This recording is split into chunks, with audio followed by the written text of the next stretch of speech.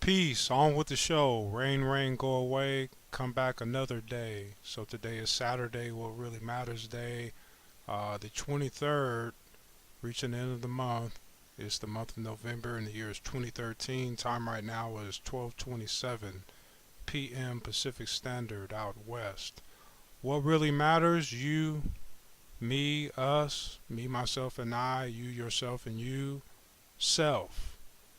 Self matters. So that's the popular word, most popular buzzword in the English language according to Oxford. So selfie is what it's called. Let's get into it. Self.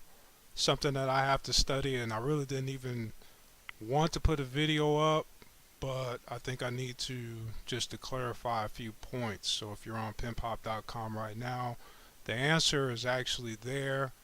And the answer, according to what I know, is it depends. It depends on the person and the particular outcome that one is seeking to receive. But like anything else, there has to be a balance. So there's an interesting article. It's pretty good.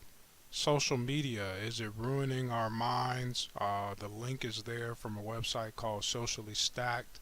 Got to get the inside scoop on things to make things work effectively. Just can't be a sheep and following the crowd.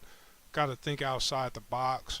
And what's showing up more and more often than not is that the box really is a person's own self. Their selfie, their mobile phone. That's how we exist in today's society. We're an in-box society, and people are thinking about themselves when they're thinking about their box, especially when it comes to social media. You see your name, you see your picture, and that's you inside of a box. So it's an inbox society. Just check your inbox and you can see the same thing that I'm telling you right now.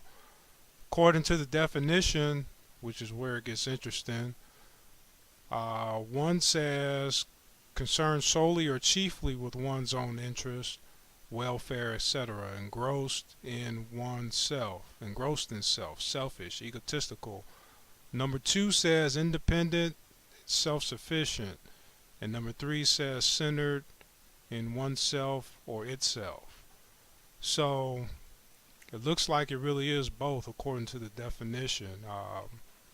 Being egotistical, that's generally considered a negative trait. That's a bad character trait to have. People don't really like that. At the same time, independent and self-sufficient, that's generally a good character trait to have, at least in my opinion, but it does involve some form of self-centeredness. So I guess, like I said before, it really does involve both. There's a balance and the end result that each individual seeks.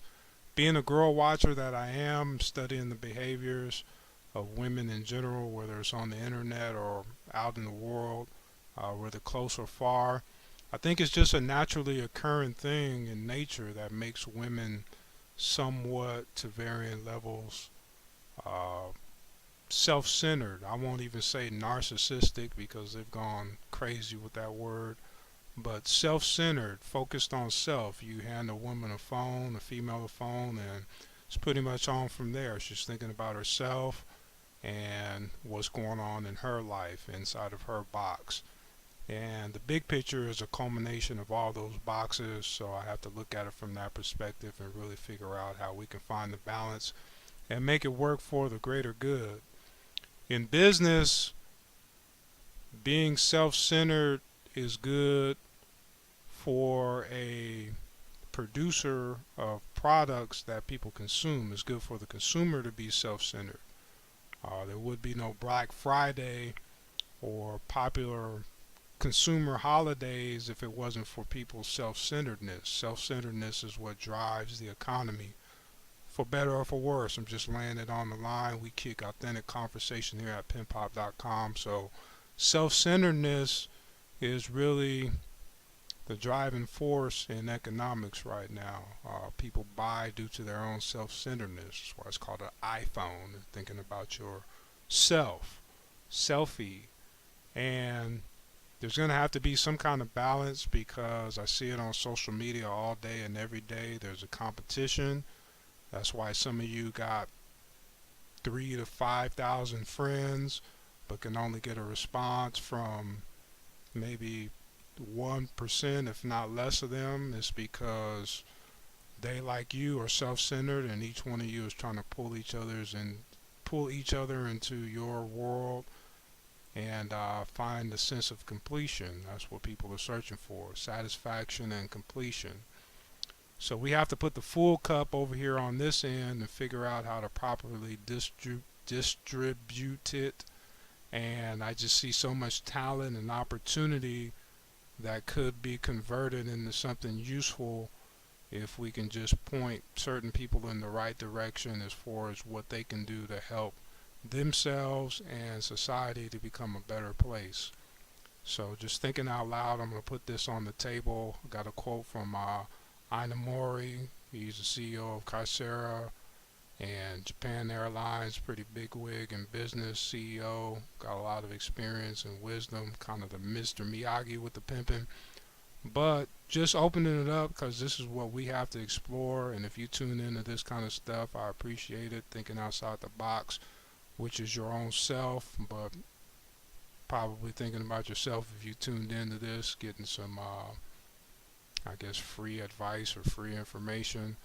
Well, let's really take a look at that. Self-centered, to be or not to be. Is that the question? That is the question. So click here for the answer. The answer is if it leads you to a state of peace and